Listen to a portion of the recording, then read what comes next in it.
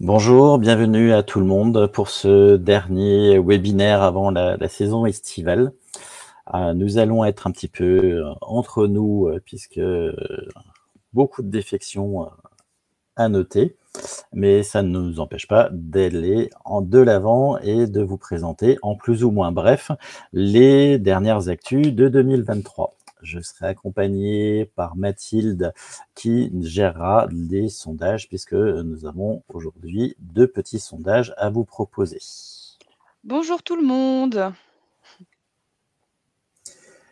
Alors, sans tarder, puisqu'on va essayer d'être bref quand même, on va vous parler, enfin je vais vous parler du compte entreprise avec les deux nouveautés qui sont le dépôt de pièces et la déclaration des accidents de travail et de trajet. Je ferai un petit retour sur les incidences d'une naissance et je parlerai tout à la fin de quelque chose qui est très important, surtout pour cette saison estivale, c'est est-ce que vous avez pensé à donner les habilitations à d'autres personnes que vous-même pendant vos vacances. Alors, le compte entreprise. Donc, je rappelle qu'il a été créé au mois de novembre l'année dernière et qu'il devient de plus en plus un mini portail qui va regrouper tous les téléservices qui concernent l'assurance maladie. Il permet notamment de déposer les pièces jointes de par cette procédure. En fait, elle remplace les envois par mail. C'est une procédure qui est beaucoup plus sécurisée, qui nous permet systématiquement d'avoir l'identification de l'entreprise qui nous envoie la pièce jointe, également l'identité du salarié qui, en plus, est certifié, confirmé grâce à un rapprochement du téléservice avec un répertoire national qui nous permet, en fait, qui vous permet même de vérifier que votre salarié est bien un affilié à une caisse primaire et en plus, ça vous dit à quelle caisse primaire il est affilié. Donc, si vous êtes du Bas-Rhin et que votre salarié est affilié à la CEPAM du Bordeaux, peut-être qu'il n'a pas fait le nécessaire pour être rattaché à la bonne caisse primaire.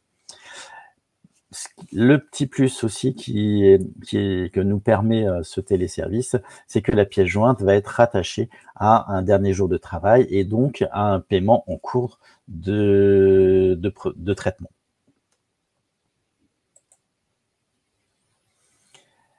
Vous devez indiquer le type d'absence, maladie, maternité. Vous allez pouvoir aussi nous indiquer si cette pièce est liée avec un flux DSN ou une saisissement d'entreprise. Vous allez pouvoir faire une première demande et suivre grâce à un historique ou de compléter par d'autres pièces ou de suivre s'il a bien été envoyé et quand il a été envoyé. Et vous aurez également un compte rendu via l'attestation ou le signalement DSN que vous avez envoyé au préalable. Lorsque vous êtes sur le site, une fois l'identification du salarié faite et le type, donc les informations de type d'arrêt complétées, vous allez chercher votre document ou vos documents. Vous pouvez en mettre plusieurs. Ils sont forcément en format PDF. Ils ne doivent en aucun cas être protégés par un mot de passe et l'ensemble des pièces jointes par dossier ne pourra pas excéder 5 mégas. Ça reste quand même une très large marge pour envoyer beaucoup d'informations. Vous allez pouvoir sauvegarder le dossier et l'envoyer tout de suite ou plus tard. Vous allez pouvoir ainsi compléter si vous vous rendez compte qu'il manque quelque chose et que vous ne l'avez pas sur votre poste. Et comme je l'ai dit, vous allez récupérer un historique des envois faits ou en cours et savoir également à quelle caisse primaire ces pièces ont été envoyées. Ainsi, vous allez pouvoir consulter vos envois, les compléter. Vous allez pouvoir filtrer par code couleur si vous avez, au bout d'un moment, l'historique va être bien rempli, donc vous allez pouvoir utiliser des filtres. Vous allez pouvoir vérifier que vous avez bien envoyé la pièce jointe. Si jamais vous réceptionnez un compte rendu qui vous demande une pièce jointe que vous êtes sûr d'avoir envoyé, vous allez pouvoir le confirmer. Et par contre, le seul manque qui reste encore sur ce service, c'est que vous n'avez pas un retour direct de l'envoi de la pièce jointe, puisque ce retour va être fait via le compte-rendu métier lié au signalement DSN ou à l'attestation de salaire saisie sur notre entreprise. Attention, pour l'instant, ce téléservice n'est dédié qu'à l'envoi de pièces jointes et non pas à les réclamations. La gestion des réclamations devrait revenir à un moment ou un autre, mais pour l'instant, nous ne pouvons pas vous dire exactement dans quel délai. Donc, il faut utiliser pour l'instant le 3679.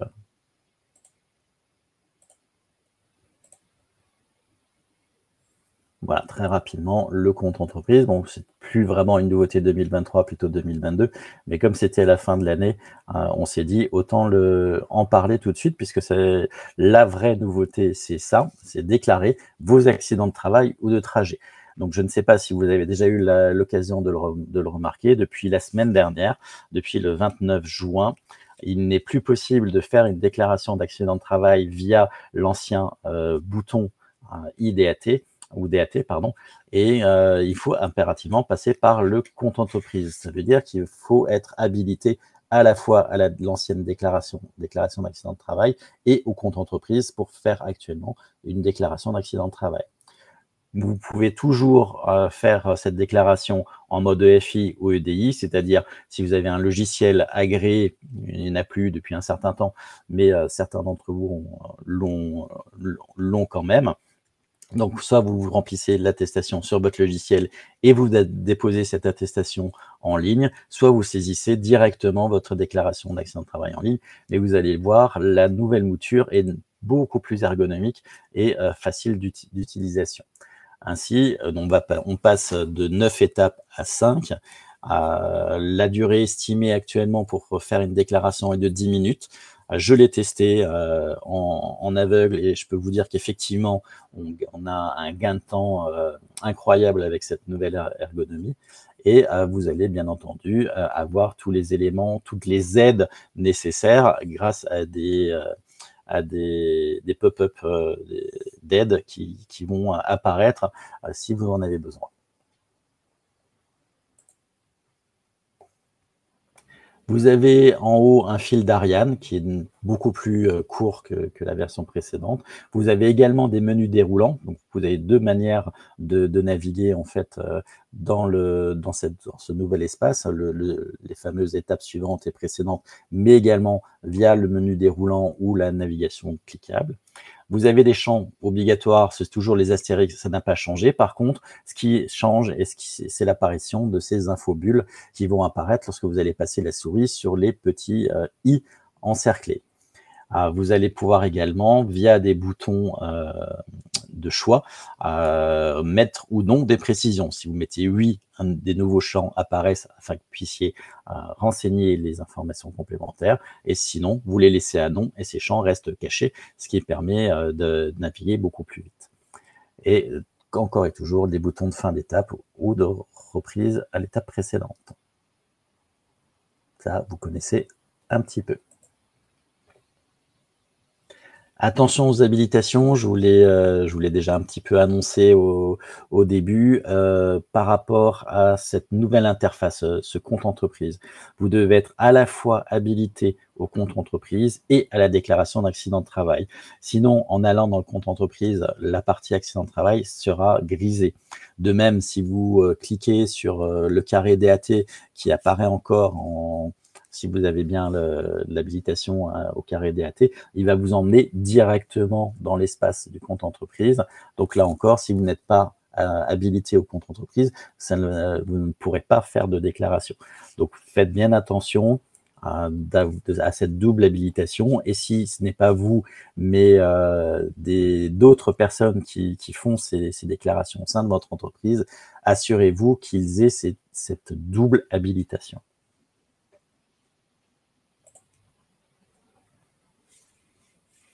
Vous pouvez, comme d'habitude, ajouter des pièces jointes et des réserves, et comme sur l'ancienne interface, ce sont des étapes facultatives. Là encore, vous pouvez mettre des pièces jointes, c'est même plus facile que sur la procédure précédente. Mais là encore, attention, absence de mot de passe et, et que du format PDF. Tout à la fin, à l'étape 5, vous allez avoir un pop-up qui va s'ouvrir. Donc, ça me permet de vous rappeler que si vous avez l'anti-pop-up d'activer dans votre navigateur, il est activé par défaut, je vous le rappelle. N'oubliez pas de permettre l'ouverture de ces pop-up pour le site Net Entreprise. Ça concerne depuis très longtemps tous les téléservices de l'assurance maladie. Ça continue dans nos services et c'est également le cas pour des services d'autres organismes. Donc, assurez-vous que l'anti-pop-up permet l'ouverture de ces fenêtres dans cet espace-là. Lorsque vous allez avoir, à la fin de l'étape 5, lorsque vous avez terminé votre déclaration d'accident de travail, vous allez avoir une fenêtre qui va s'ouvrir. Normalement, vous allez avoir un téléchargement automatisé de la déclaration d'accident de travail. Si ce n'est pas le cas, sur la nouvelle fenêtre qui apparaît, vous allez avoir les choix qui existaient déjà sur l'ancienne interface, c'est-à-dire télécharger la déclaration d'accident, mais également, vous allez pouvoir créer la feuille de soins et faire l'attestation de salaire. C'est les choix d'avant qui reviennent et qui sont présentés d'une manière un petit peu plus automatisée et un petit peu plus ergonomique. Attention, si jamais à ce niveau-là, vous fermez la fenêtre, le pop-up, vous perdez la possibilité et de télécharger la déclaration d'accident de travail et de faire la feuille de soins d'accident de travail. Donc faites bien attention à cette étape-là pour bien récupérer l'accusé de déception, l'accusé de réception, de récupérer la déclaration d'accident de travail et éventuellement de récupérer la feuille de soins de risque professionnel. Sinon, vous ne pourrez plus éditer aucun de ces documents-là.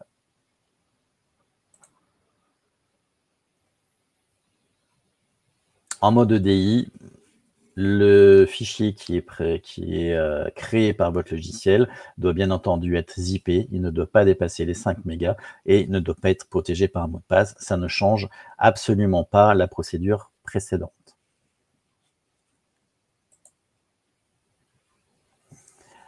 Nouveauté. C'est la façon de rajouter des réserves motivées. Donc là, depuis quelques mois, vous aviez déjà la possibilité de rajouter des réserves via la déclaration d'accident de travail en ligne. Là, dans cette nouvelle interface, vous allez avoir un historique qui va apparaître en choisissant la rubrique réserve motivée. Dans cet historique, sont présentées les déclarations d'accident de travail par priorité. C'est-à-dire que la première déclaration, c'est la plus ancienne. Donc, je vous rappelle que vous avez 10 jours francs, c'est-à-dire 10 jours de date à date pour rajouter des réserves motivées. Donc, la première déclaration que vous allez avoir dans cet historique, c'est celle qui arrive qui arrive presque à terme. Donc, celle qui sera le plus éloué, enfin, la plus urgente pour ajouter des réserves motivées si jamais vous voulez le faire. Et bien entendu, en fin de liste, vous aurez les déclarations les plus récentes où il vous reste un peu plus de délai pour rajouter des réserves motivées. Si dans cette liste n'apparaît pas la déclaration où vous souhaiteriez mettre des réserves motivées, ben c'est que c'est trop tard. C'est qu'on est déjà au-delà des 10 jours.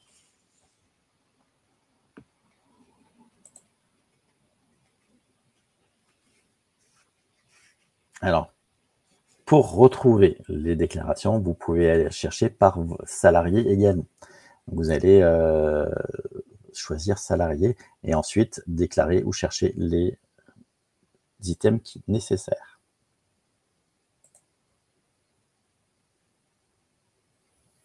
Une fois que vous avez trouvé votre déclaration, vous allez cliquer sur rajouter des réserves, ajout de réserves motivées, pardon, et vous allez pouvoir, vous avez un petit espace de 150 caractères, vraiment petit, c'est vraiment pour mettre un commentaire éventuel, puisqu'en fait vos réserves doivent vraiment être dans les pièces jointes, dans les documents que vous allez joindre dans cet espace-là, vous allez téléverser. Voilà, donc je vais peut-être un peu vite. Mathilde, tu pourras peut-être me le dire. Non, ça va. Après, il y a pas de questions dans le chat pour le moment. N'hésitez pas, hein, on est vraiment entre nous, c'est le cas de le dire. Si jamais je vais trop vite ou si vous avez des questions, n'hésitez pas à intervenir et je pourrais vous répondre directement puisque bon, ce sont des brèves, mais bon, on peut prendre le temps qu'il est nécessaire pour que toutes les explications soient le plus claires possible. De mon point de vue, c'est clair en tout cas. Oui, mais toi, tu es dans la partie, donc c'est normal. Oui, c'est vrai. Alors, quelles sont les incidences d'une naissance? Alors là, on a décidé d'être à la fois actuel et un petit peu plus ancien. Pour vraiment essayer de vous apporter une réponse la plus complète possible. Du coup, on s'est dit que on vous rappelle, puisque vous êtes aussi parent potentiellement vous-même, que le compte Amélie permet de faire un certain nombre de démarches et notamment de déclarer les enfants. Sur le compte de la mère, ça c'est classique, mais également sur le compte du père. Et que ça permettrait en fait d'aller beaucoup plus vite sur le traitement des amitiés journalières paternité, notamment pour la suite. Ah, alors Lionel, je me permets juste de t'interrompre, mais du coup, on a une question de Véronique qui demande comment savoir s'il faut déclarer sous accident bénin ou accident du travail. Donc, c'est pour la partie d'avant. La partie d'avant. Alors, attention, les accidents bénins, donc c'est si vous avez un registre des accidents bénins au sein de l'entreprise, je rappelle que ce registre n'est plus un registre papier, mais un registre en ligne, et que c'est obligatoirement un accident qui s'est déroulé au sein de votre entreprise sans soin. Donc, à partir du moment où il y a des soins ou un arrêt de travail, ce n'est pas un accident de bénin. Et en fait, les accidents bénins, c'est en fait une préparation. Vous pouvez, voilà, je sais pas, un de vos salariés s'écorche sur son bureau, c'est un accident bénin. Et si 2-3 jours plus tard, il y a une infection qui se développe du fait de cette écorchure, vous faites une déclaration d'accident de travail en ligne. Vous indiquez alors dans la rubrique idoine que vous avez rempli le registre des accidents bénins à telle date et tel numéro, puisque quand vous remplissez ce registre, vous avez un numéro, ce qui permet en fait de neutraliser la période entre le moment où l'accident s'est déroulé et le moment où vous le déclarez.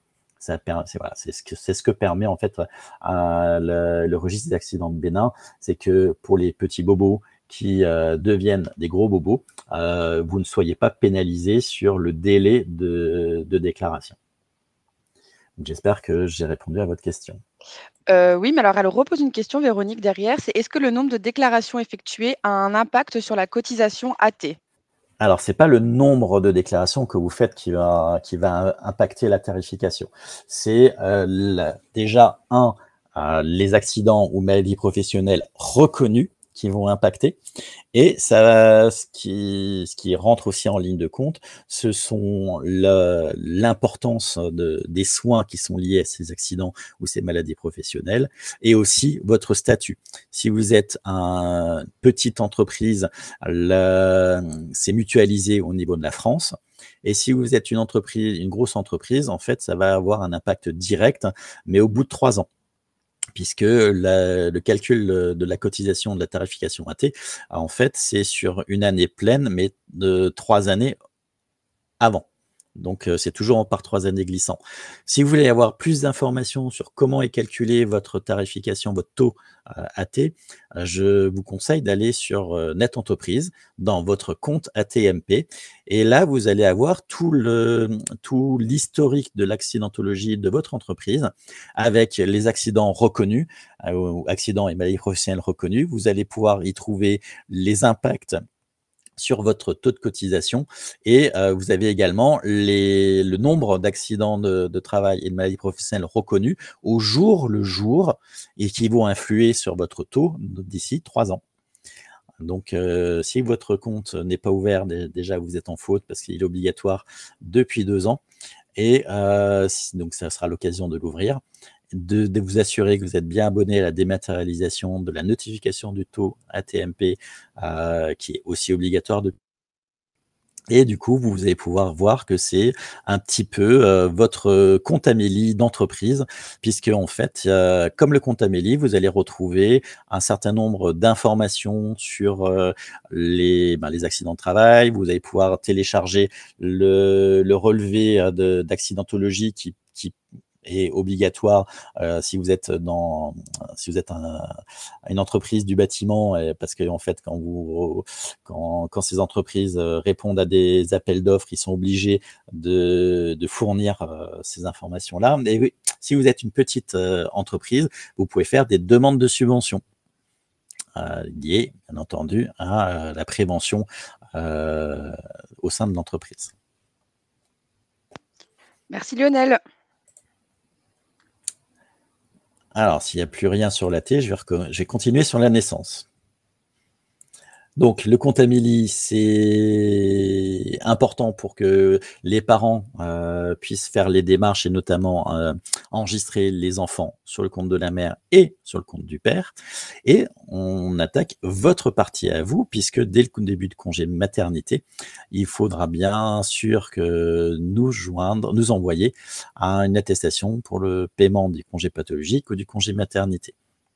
Bien entendu, on préfère que ça soit par DSN.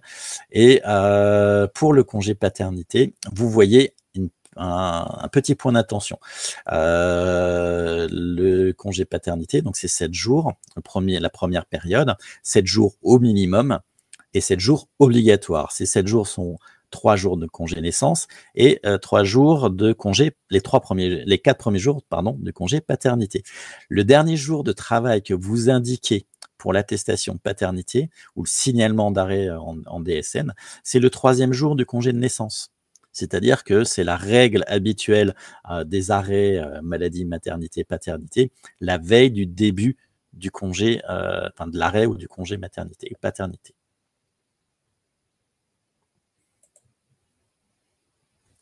En maternité, c'est une simple copie d'écran des informations que vous allez retrouver sur le site Amélie pour la déclaration de l'arrêt en DSN, pour la reprise du travail ou pour l'attestation de salaire.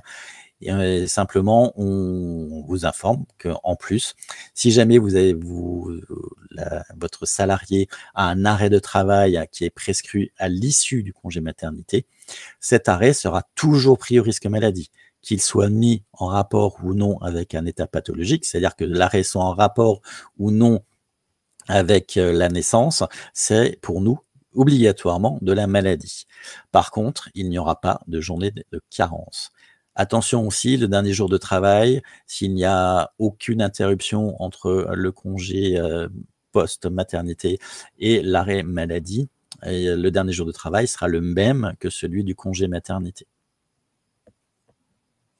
Et j'en profite pour rappeler, si jamais vous êtes dans le cas, que l'arrêt congé de naissance, l'arrêt, excusez-moi, je cherche les mots, pour allaitement n'existe pas du tout au régime maladie.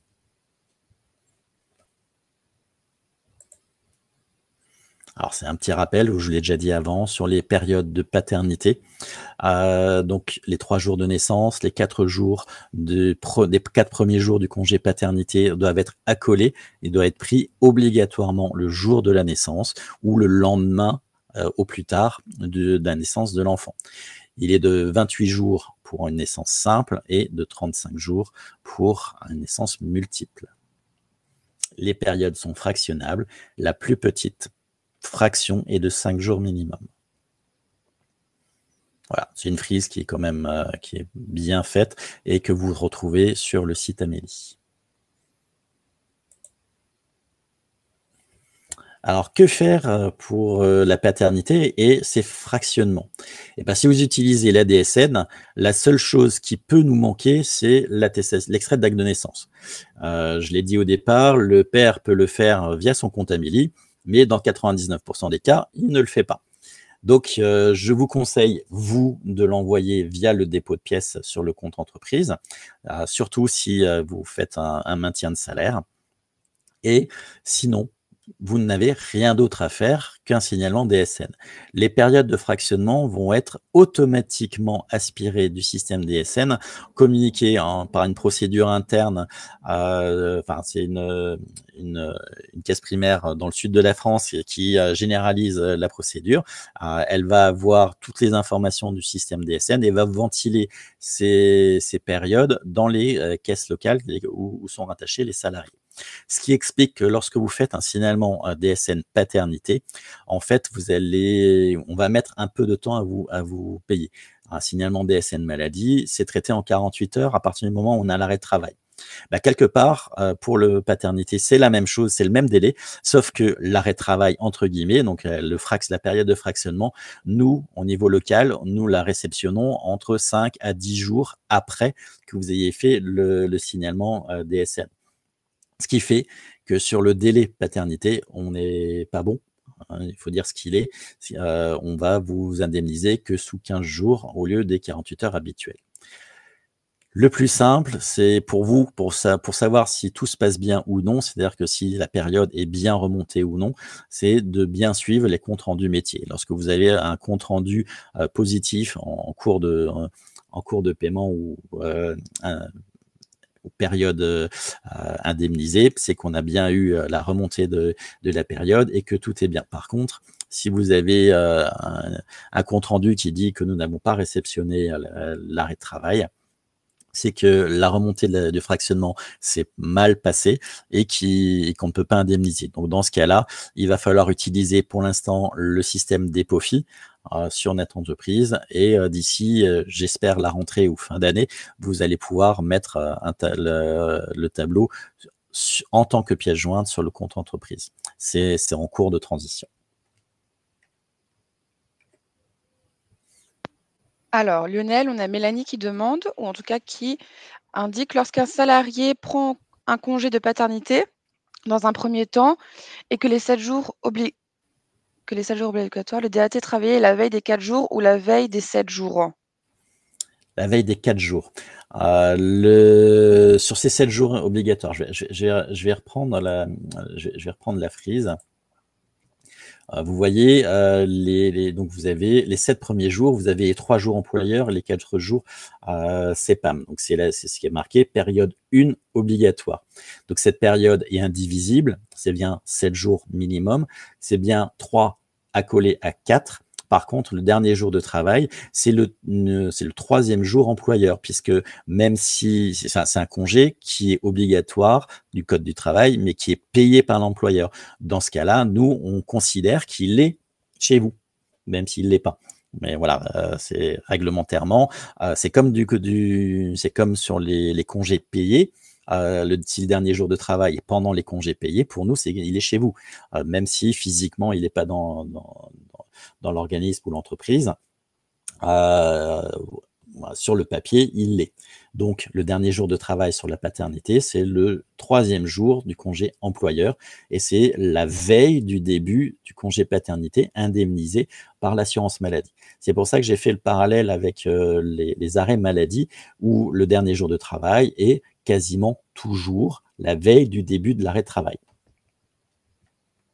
On suit la même logique. C'est parfait, merci Lionel. Alors, non. Oui, j'en étais là. Alors, si vous faites une attestation de salaire sur Net Entreprise, pour l'instant, non, c'est en train de basculer. Vous allez pouvoir envoyer la période de fractionnement non plus sur Dépofi, même s'il existe encore le service, vous pouvez encore l'utiliser. Mais comme beaucoup de monde, en voulant bien faire, fait mal avec les fichiers CSV, c'est quand même plus simple. Vous transformez votre période de fractionnement, vous pouvez même si vous avez gardé le vieux fichier Excel avec le tableau de fractionnement, vous pouvez même l'utiliser. Par contre, vous devez le transformer en PDF pour pouvoir nous le joindre via le compte entreprise, pièce jointe. Vous allez déposer des justificatifs d'indemnité journalière, indiquer voilà, comme pour les autres pièces, sauf qu'en nature de dépense, de l'absence, pardon, vous mettrez congé paternité. Et là, bien sûr, le dernier jour de travail, 3e jour de congé de naissance.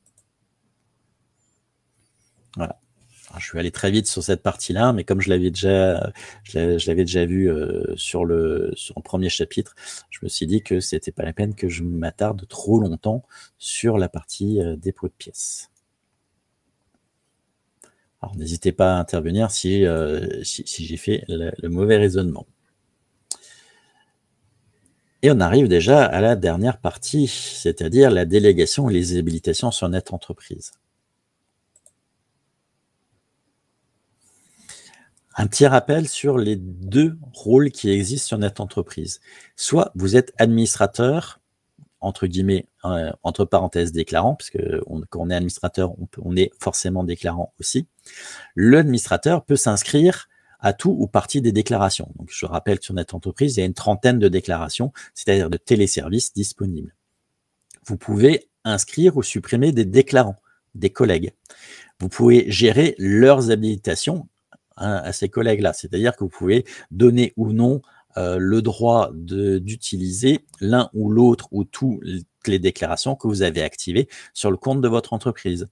Vous allez pouvoir créer des portefeuilles. Bon, ça, c'est plus pour des tiers déclarants, c'est-à-dire que vous allez pouvoir enregistrer des clients ou des filiales. Vous allez pouvoir activer d'autres administrateurs en attente d'inscription. C'est-à-dire qu'en fait, que pour créer un nouvel administrateur, celui-ci doit déjà se créer sur Net Entreprise. Vous, en tant qu'administrateur primaire, en premier, vous allez avoir une alerte comme quoi quelqu'un souhaite s'inscrire en tant qu'administrateur et vous allez pouvoir le valider pour créer donc un second administrateur, ce que je vous conseille plus que fortement.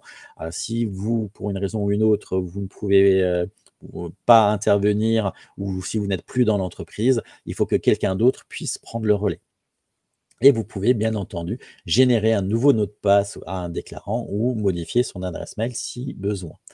Donc en fait, l'administrateur peut tout faire et a la responsabilité de toutes les actions de l'entreprise.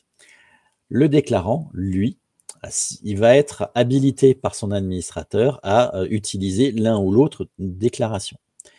Et en contrepartie, il va pouvoir transmettre ou effectuer des déclarations ou d'accéder à des services bien précis. Vous voyez, l'état de déclarant est vraiment très limité. Donc, si ça va dépendre du profil des personnes. Vous pouvez avoir, je crois par défaut, jusqu'à 6 administrateurs. Si vous êtes une grosse entreprise, vous pouvez aller au-delà, mais c'est un formulaire spécifique et un contact spécifique qu'il faut avoir avec notre entreprise. Par contre, les déclarants, vous pouvez en avoir 50 ou 100. Ça sera de votre ressort à vous. Petite précision également, l'administrateur va avoir la vision en fait des déclarants qu'il crée. Donc, si vous êtes plusieurs administrateurs et que chacun crée des déclarants, chacun aura la vision de la supervision de ces déclarants, mais pas les déclarants créés par l'autre administrateur. C'est important par rapport au compte rendu métier, puisque l'administrateur peut avoir accès aux comptes rendus métier qui sont envoyés aux déclarants, mais uniquement à ces déclarants qu'il a créés lui.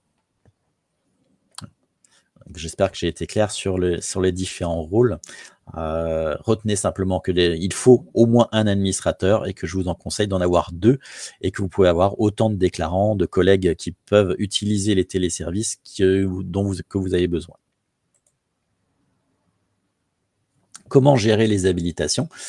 Vous allez dans l'espace « Gérer votre entreprise ». Vous choisissez « Gérer les habilitations ».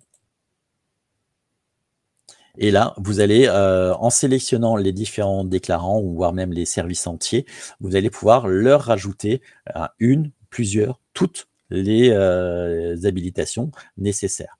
Attention, si vous êtes multi-établissement, il va falloir également gérer l'activation par SIRET.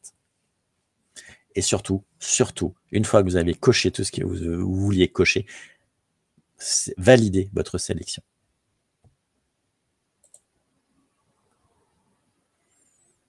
Donc sur cette diapo, vous pouvez d'ailleurs télécharger dans l'espace téléchargement. N'hésitez pas à télécharger le support et vous avez le lien vers la rubrique e-douane de Net Entreprise qui permet d'avoir des informations directement sur le site. Et sachez que Mathilde, que vous avez entendu, avec Gloria, nos alternantes de service, ont créé un tuto sur les délégations et les habilitations sur Net Entreprise. Ce tuto est déjà téléchargeable sur l'espace téléchargement de l'espace Webikeo et il sera prochainement mis en ligne sur notre chaîne YouTube.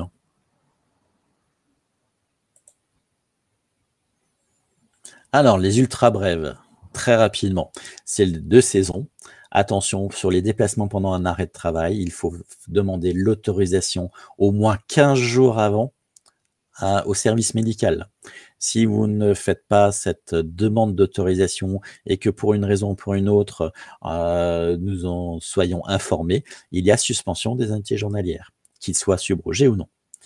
Pareil, si vous partez à l'étranger, il peut y avoir suspension ou non des indemnités journalières ou de la prise en charge de soins. Donc là, toutes les informations sont disponibles sur le site du CLES.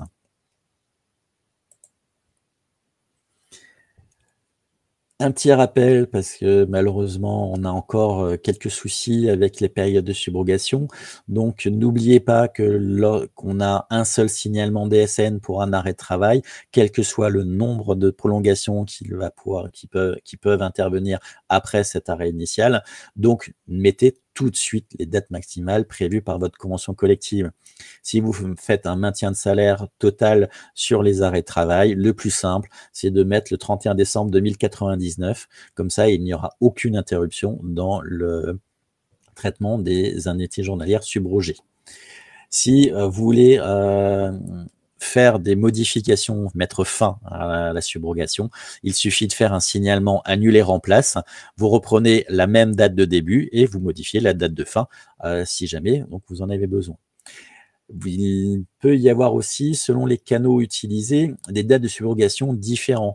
On fait une saisie sur Net Entreprise avec une subrogation de 3 jours et un signalement DSN avec une subrogation de 3 mois.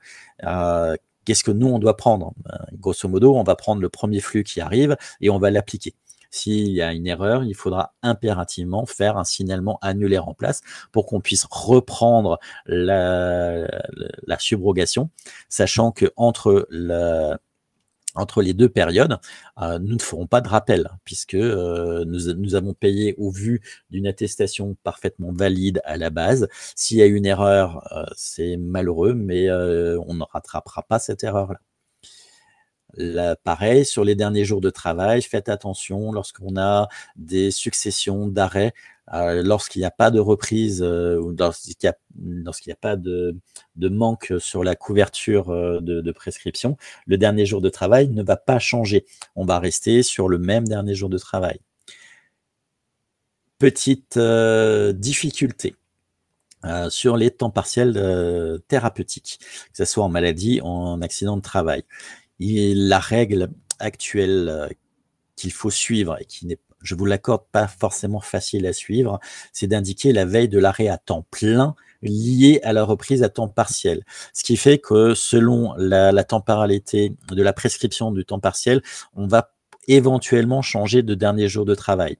S'il n'y a pas d'interruption dans les prolongations de prescription de temps partiel, le dernier jour de travail va rester le même. Donc, on peut se retrouver avec un dernier jour de travail lié à un temps partiel thérapeutique de 2019. Je prends quelque chose d'extrême, sans aucun problème. Par contre, si vous avez des petites prescriptions de période de temps partiel thérapeutique et que au milieu de ces prescriptions, on retrouve des prescriptions de temps plein, là, on va avoir un dernier jour de travail pour les pertes de salaire qui vont être fluctuants. Donc, faites bien attention. Si vous avez si vous avez des cas particuliers, n'hésitez pas à téléphoner au 36 79 ou éventuellement, si vraiment le dossier est bloqué, à prendre contact avec Cathy ou moi, pour qu'on dépatouille un petit peu les périodes, parce que, sachez que c'est très mouvant actuellement. On a des mises à jour réglementaires qui fait que l'interprétation des textes est particulièrement ardue et que nous-mêmes, parfois, on s'y perd. Donc vous avez parfaitement le droit vous-même de pas forcément comprendre. N'hésitez pas à revenir vers nous et qu'on vous accompagne dans les dossiers les plus complexes. Et enfin, pour terminer, mais encore avec le temps partiel thérapeutique, n'utilisez jamais la reprise anticipée. Lorsque votre salarié revient dans l'entreprise en temps partiel thérapeutique, c'est un retour en activité, mais qui a été prévu, donc c'est pas une reprise anticipée, c'est l'arrêt de travail à temps plein vient à échéance et vous avez une prescription de reprise à temps partiel. Il reprend normalement. C'est vraiment la reprise anticipée n'est à être utilisée que lorsque votre salarié en arrêt à temps plein revient avant la fin de cette prescription, et uniquement dans ce cas-là. Voilà, je pense qu'on arrive au bout exactement. N'oubliez pas de rester pour rester au courant de nos actualités, de vous inscrire sur notre liste de diffusion. Et si jamais vous avez besoin de nous contacter ou plus ou moins d'informations supplémentaires, les réclamations, c'est le 36 79. Les informations, c'est la base de connaissances de Net Entreprise, c'est amélie.fr, onglet entreprise. N'hésitez pas à y aller. Il y a quand même depuis maintenant un certain nombre d'années un gros travail de vulgarisation et d'explication sur le site Amélie. Nous-mêmes, on va s'informer dessus, puisqu'il y a vraiment des choses qui ont été simplifiées et qui ont été clarifiées. Et enfin, n'hésitez pas pour nos tutos ou pour retrouver nos actus ou nos webinaires, d'aller sur la chaîne YouTube de la Caisse primaire du Bas-Rhin. Et avant de vous lâcher, 2 petits sondages que Mathilde va nous envoyer. Oui.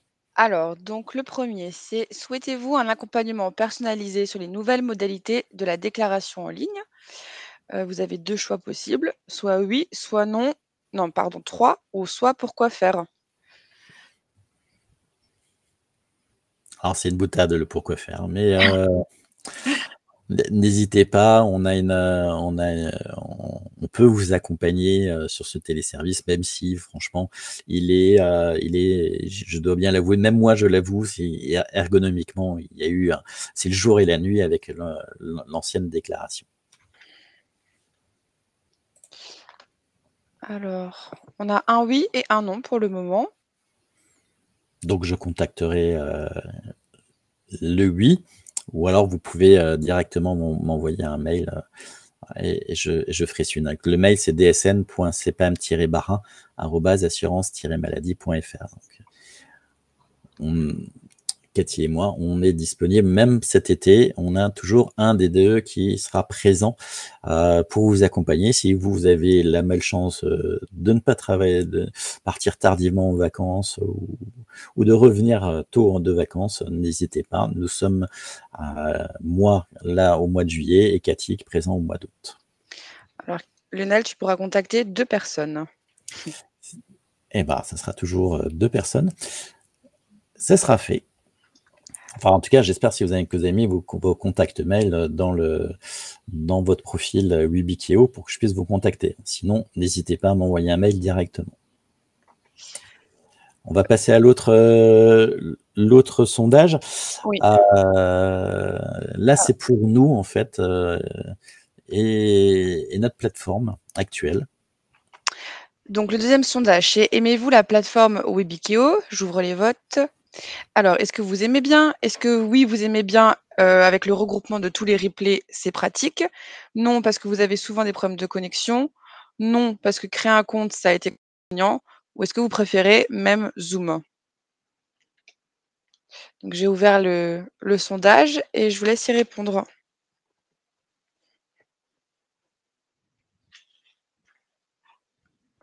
Alors c'est plutôt apprécié. Webikeo.